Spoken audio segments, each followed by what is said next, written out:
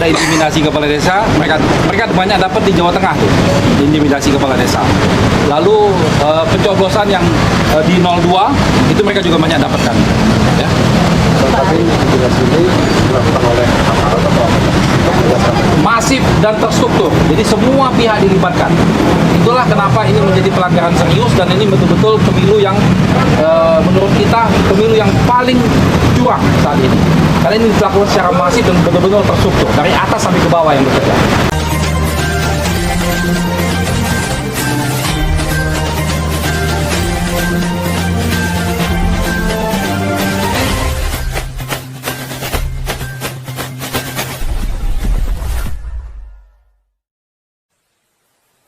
Jangan lupa subscribe.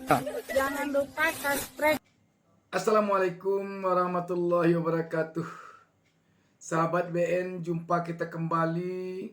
Pada kesempatan ini saya akan menayangkan penyampaian yang sangat memprihatinkan yang terjadi dalam rangkaian kegiatan kecurangan pemilu yang ditemukan oleh tim hukum Amin Anies Caimin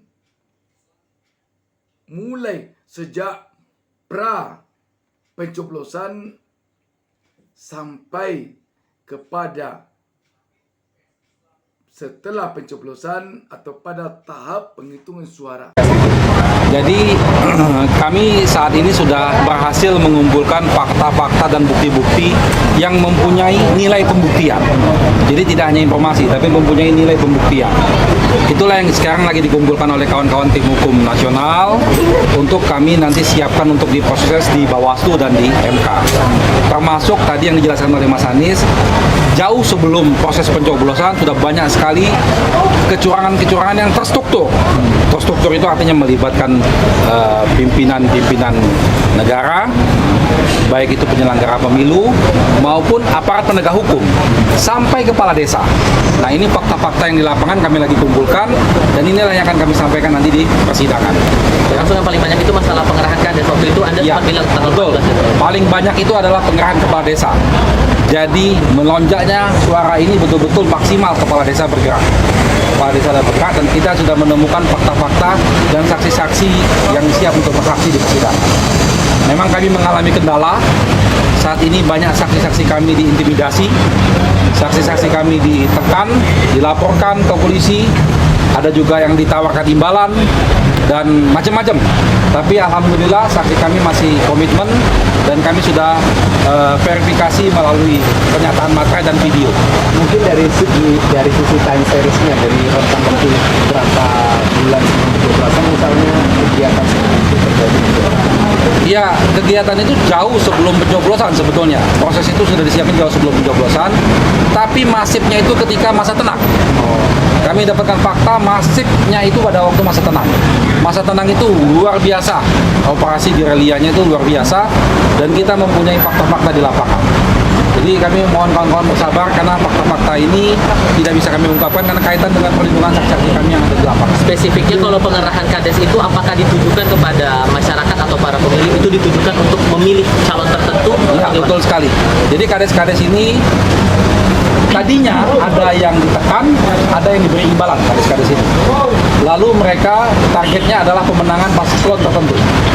Ya, dengan cara apa? Dia menggerakkan KPPS-nya, karena KPPS-nya mereka yang tunjuk. Lalu masyarakat yang ada di desa. Banyak sekali pola-polanya. Seperti yang sudah beredar, kasus di Sampang, kasus di Jawa Tengah, banyak sekali. Tapi detailnya mohon maaf kami nggak bisa sampaikan. Pengerahan untuk memilih dua kompetitor lain atau salah satu di antara itu? Salah satu dari tiga paslon itu. Fokusnya hanya salah satu. Siapa itu? Ya, nanti kita buktikan di persidangan. Ya. Sama koalisi dalam proses hukum ini 03. Iya, Nah, ini salah satu lawyernya 03. Ini Bu Seli ini adalah tim hukum di 03. Beliau adalah LO-nya yang mengkomunikasikan kita dengan tim hukum 03. Jadi kita selalu komunikasi melalui LO-nya Ibu Seli. Berarti tadi rapat bareng Pak Anies dan Caimin. Oh enggak. Tadi enggak dihadiri 03 karena ini setelah selesai tiap hari ada informasi dari kami sampaikan ke Bu Seli, lalu nanti ada informasi dari 03 kami informasikan ke Komitmen sudah didapatkan berarti antara 1 dan 3 akan kami sudah komunikasi sejak lama. Dengan 03. komitmennya akan sama-sama perjuangkan masalah juga Ya. kecurangan itu. Kami akan mengungkap fakta kecurangan ini dan sama-sama niat yang sama adalah supaya pemilu ini berintegritas dan menghasilkan pemilu yang jujur. Berarti fakta yang ditemukan sama-sama antara 01 dan 03 apa misalnya? Mereka menemukan fakta yang sama misalnya tentang kepala desa. Mereka juga menemukan fakta itu ada intimidasi kepala desa. Mereka banyak dapat di Jawa Tengah tuh, intimidasi kepala desa. Lalu pencoblosan yang di 02 itu mereka juga banyak dapatkan. Ya. Tapi jelas ini dilakukan oleh aparat atau Masif dan terstruktur. Jadi semua pihak dilibatkan. Itulah kenapa ini menjadi pelanggaran serius dan ini betul-betul pemilu yang menurut kita pemilu yang paling curang saat ini. Karena ini dilakukan secara masif dan betul-betul terstruktur dari atas sampai ke bawah yang bekerja. Apakah yakin akan diproses oleh penyelenggara pemilu? Sementara kita tahu THN pernah mengirimkan 2 surat ke KPU dan 1 surat ke Bawaslu dan juga diproses. Nah itu bagus. Pertanyaan itu bagus. Jadi kita tolong kawan-kawan media membantu juga mempertanyakan semua surat-surat dan laporan kita ke Bawaslu. Apa dasar dan alasan mereka tidak memproses atau lambat memproses atau menghasilkan hasil yang tidak maksimal? Silakan kawan-kawan tanyakan kepada Bawaslu. Tapi karena kami ini adalah tim hukum, domain kami hanya di bidang hukum, ya kami akan fokus di situ. Sedangkan tadi bidang politik, bidang yang lain tadi sudah disampaikan oleh Capres dan Cawapres akan ada jalur sendiri. Parpol-parpol pendukung akan menggunakan jalur politik, ya kami akan jalur hukumnya saja. Untuk jalur hukum ini target untuk penyampaian laporan kapan kira-kira? Sudah berjalan, sudah lama. Kami sudah punya ratusan laporan dari seluruh daerah, ya. Dan akan terus lanjut laporan-laporan kita ini. kalau final laporannya Ya kan ada batas waktunya nanti. Jadi setelah diumumkan kan sudah selesai yang untuk yang di di Bawaslu. Kalau sudah selesai kita akan masuk ke tahap selanjutnya ke MK. Ya. Bu Seli boleh mewakili dari 03? Ya, Bu Seli ini karena dia LO dia belum berani untuk menyampaikan. Oke? Terima kasih ya. Terima kasih. Mas Ari, thank you. Mas Ari, thank you.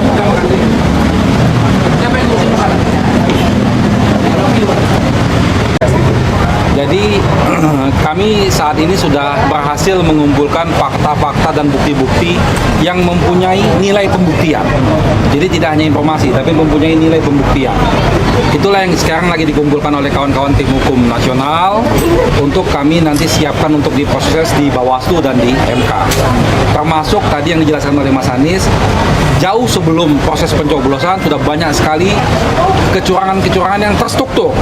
Terstruktur itu artinya melibatkan pimpinan-pimpinan negara, baik itu penyelenggara pemilu maupun aparat penegak hukum sampai kepala desa. Nah ini fakta-fakta yang di lapangan kami lagi kumpulkan dan inilah yang akan kami sampaikan nanti di persidangan. Langsung yang paling banyak itu masalah pengerahan kades. Waktu itu Anda Ya, sempat bilang tanggal betul. 14 itu. Paling banyak itu adalah pengerahan kepala desa. Jadi melonjaknya suara ini betul-betul maksimal kepala desa bergerak. Kepala desa ada bergerak dan kita sudah menemukan fakta-fakta dan saksi-saksi yang siap untuk bersaksi di persidangan. Memang kami mengalami kendala. Saat ini banyak saksi-saksi kami diintimidasi, saksi-saksi kami ditekan, dilaporkan ke polisi, ada juga yang ditawarkan imbalan dan macam-macam.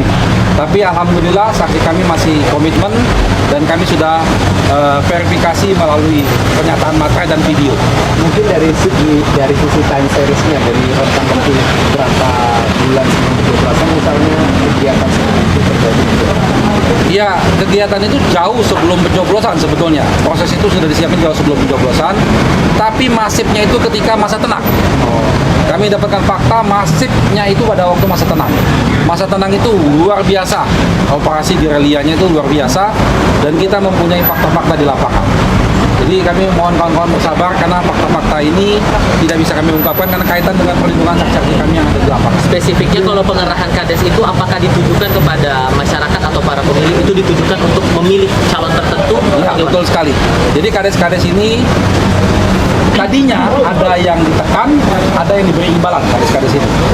Lalu mereka targetnya adalah pemenangan paslon tertentu. Ya, dengan cara apa? Dia menggerakkan KPPS-nya, karena KPPS-nya mereka yang tunjuk, lalu masyarakat yang ada di desa.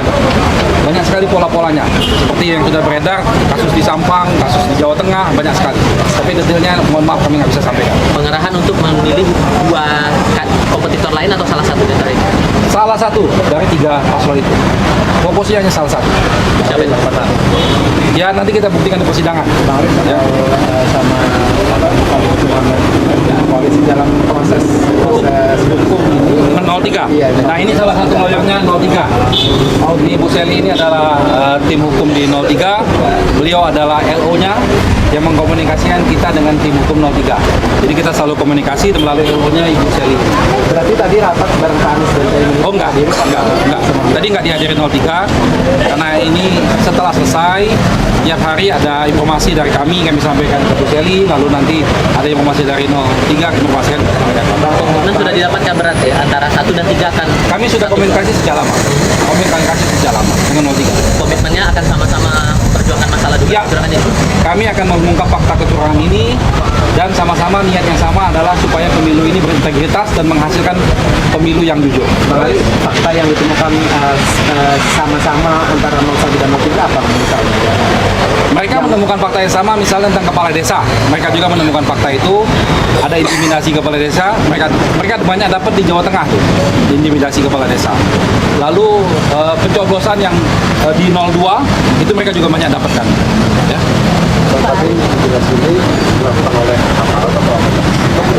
Masif dan terstruktur. Jadi semua pihak dilibatkan. Itulah kenapa ini menjadi pelanggaran serius dan ini betul-betul pemilu yang menurut kita pemilu yang paling curang saat ini.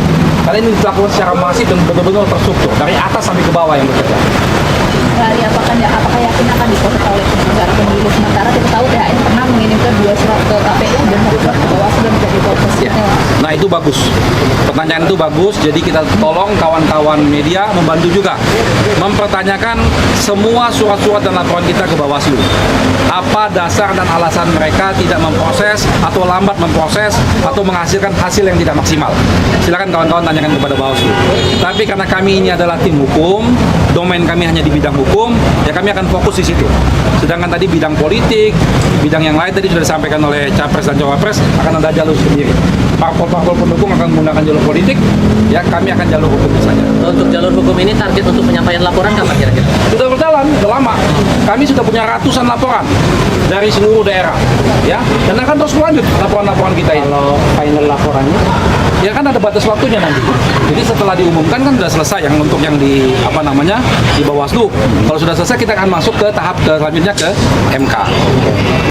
Ini kalau bisa tolong pemirsa sebarkan sebanyak-banyak informasi ini sehingga publik semakin tahu bagaimana bobroknya dugaan kecurangan pemilu ini di negara kita pada pemilu 2024 ini. Banyak sekali yang mengatakan sekarang bahwa dugaan kecurangan pemilu 2024 ini sungguh sangat-sangat dahsyat dan mungkin ini pemilu yang tingkat dugaan kecurangannya terdahsyat dibandingkan pemilu-pemilu sebelumnya mulai sejak pemilu pertama sampai sekarang semenjak Indonesia merdeka. Mudah-mudahan ini menjadi pelajaran bagi bangsa ini sehingga untuk pilkada yang tidak lama lagi akan berlangsung dan untuk pemilu 5 tahun lagi ini tidak terjadi dan harus ini tidak terjadi lagi. Kalau terjadi lagi pemilu seperti ini tidak dapat kita bayangkan bagaimana nanti negara kita ini di mata dunia. Dan sekarang saja kalau tidak tuntas kasus dugaan kecurangan pemilu yang dahsyat ini, kalau sempat hasil dugaan kecurangan pemilu ini yang memunculkan pemimpin di negara kita, apakah dia presiden atau wakil presiden, Kita khawatir negara kita ini akan dipandang sebelah mata oleh bangsa-bangsa dari negara lain di dunia. Kalau nanti tidak tuntas penyelesaian kasus dugaan kecurangan pemilu ini, maka presiden dan wakil presiden kita nanti kalau pergi ke luar negeri mungkin akan dicibirkan oleh masyarakat dunia, karena dia tentu akan mengatakan atau mereka tentu akan mengatakan itu presiden atau wakil presiden yang heboh di negaranya dulu di Indonesia, karena dia terpilih karena curang. Betapa malunya kita. Sahabat BN, kita tentu berharap agar bisa dituntaskan penyelesaian dugaan kasus kecurangan ini, sehingga presiden dan wakil presiden serta para caleg kita di lembaga legislatif bisa nanti setelah mereka menduduki jabatannya tidak menjadi bahan cemoohan, bahan cibiran oleh rakyatnya sendiri, demikian juga oleh rakyat bangsa lain. Demikian, wassalamualaikum warahmatullahi wabarakatuh.